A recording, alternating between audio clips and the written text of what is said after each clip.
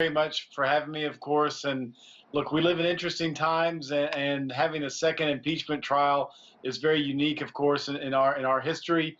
What we need to look for tomorrow, I think people are still unaware of what exactly is the former president's defense going to be. If it has to be, in my opinion, greater than just something that's unconstitutional. As an attorney myself, I find the trial to be constitutional.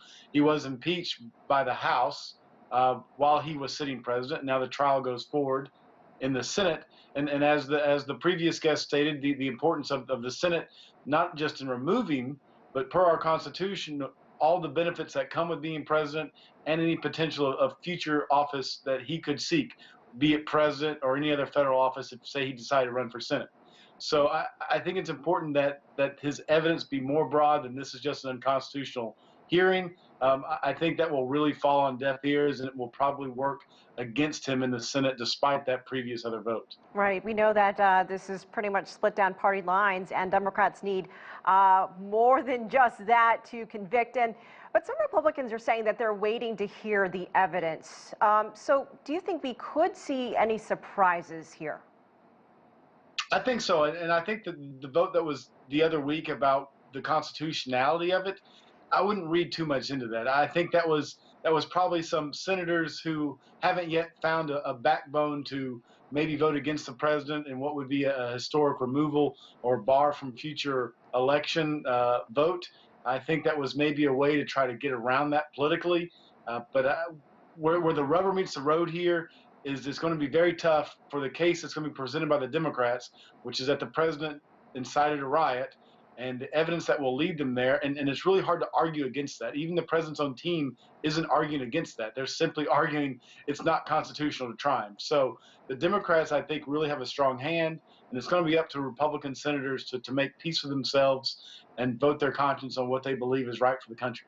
We know that there's also been discussion, a bipartisan discussion on formal censure. What are some other options that could be used to hold President Trump accountable? And really, if you can explain for our international audience what this all would mean.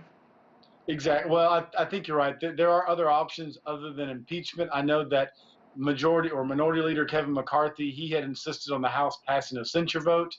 I think that just fell on deaf ears to Speaker Pelosi. I think that the vote needs to happen in the Senate. If it doesn't pass, or he's not convicted of what the House found him guilty of or impeached him for, that a censure vote could come to pass later. I think it's important for our international viewers and for Americans to understand that Americans and our government holds people accountable. Doesn't matter who you are, if you're the president of the United States or if you're a low man on the totem pole somewhere in the country, if you break a law or if you incite violence, you should be held accountable for it. I think that's what needs to happen here. Whether or not we're going to get to that high bar of impeachment and removal and barring of any future office, I don't know.